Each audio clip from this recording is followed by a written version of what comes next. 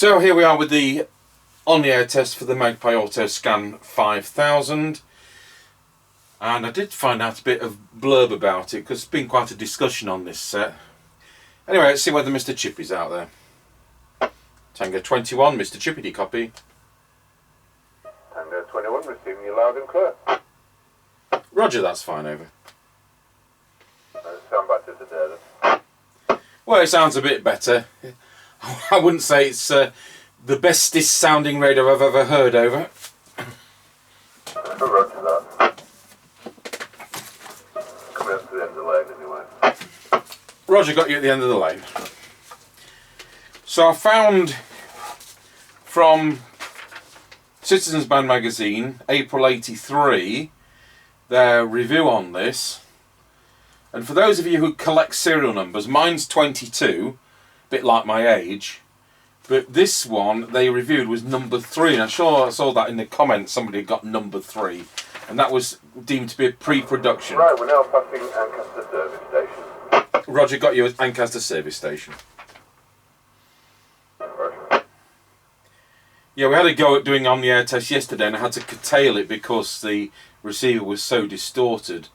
So I did look at the I.F. again today, and it's been sat there chuntering away to itself most of the day, and it seems to sound better. But of course it's different, isn't it? It's a different type of set. Right, we're now passing through Ancaster Crossroads. Roger, got you at Ancaster Crossroads.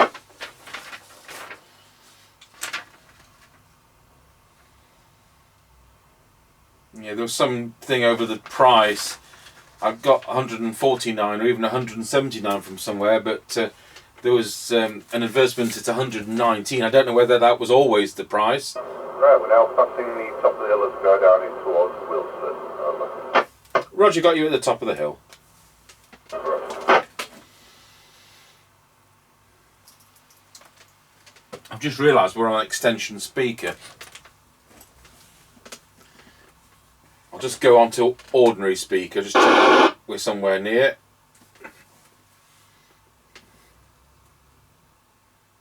Tango 21 for the Chippie. We're now going round Scratchy Corner, Wilford, over. Roger, got you going round Scratchy Corner at Wilsford. Roger that. I think we've got a speaker rubbing problem on this set. It does sound dodgy with its own speaker. We don't normally do them into an extension speaker. It gives them an unfair advantage, but I'm now running it on an extension speaker because it does sound ropey on its own speaker.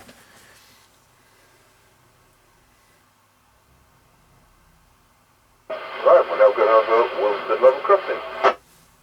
Roger, got you loud and clear going over Wilsford at Level Crossing. Yeah, I've just had it on the instrument speakers by mistake, put it back on its own speaker, and it's more distorted on its own speaker. So I think we've got a situation where the cone's rubbing on its internal speaker, over. Right, fair enough. I wouldn't say it's the best ever clarity on the instrument speaker, but anyway, there you go. I think that's the problem, over. Right,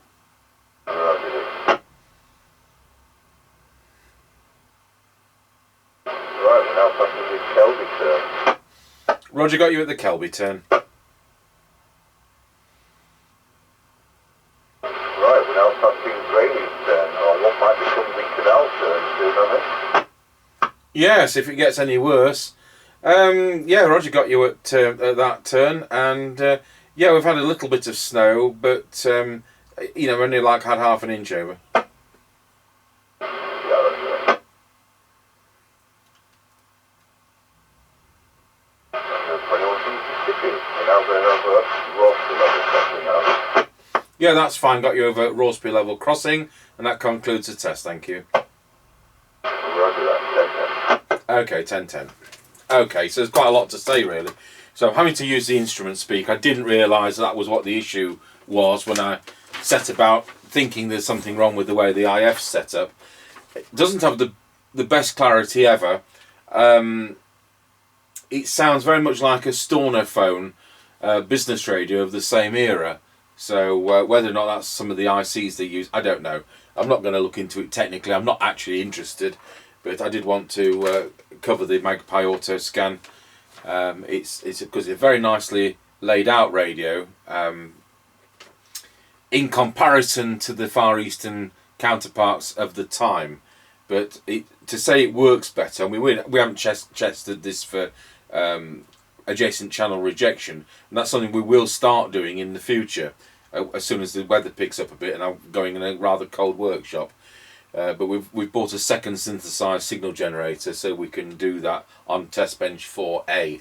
So subsequently we're going to be doing selectivity, and we'll tell you how many decibels of rejection the radios really do have, and not just the bull which they provide in the instruction books. Because it's difficult to tell these days what are now the bleed over boxes, because we knew, you know, sets like the Fidelity 1000 from 1981 were the bleed over boxes. We don't know what modern sets are bleed over boxes, because there aren't the number of users are there on the air that there were in 1982. So there you go. So this is serial number 22. I'll get a replacement speaker in there, but we will not be retesting it because we've tested it on the instrument speaker, and that's more than, well, it's over fair test. So yeah, somebody said £119, and I accept that. Don't know where I saw 149. And when they tested it on this one, they got 3.6 real watts, and I got 3.4. So it's, you know, it's par for the course. But of course, that is also more on the pretend meter, like the Zetagi. They also said there were spurious emissions on their sample, which were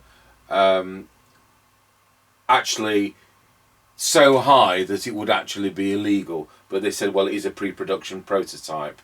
So I don't know whether serial number 3 got that sorted out. And this really is only just meeting the interference specifications. But that's fair enough. Anyway, we'll go over to our base station, because rumour has it that these have got really good speech processing. Tango 21, testing the Magpie Autoscan 5000 from 1982 into our Harrier CBHQ base station. This test is with the factory original microphone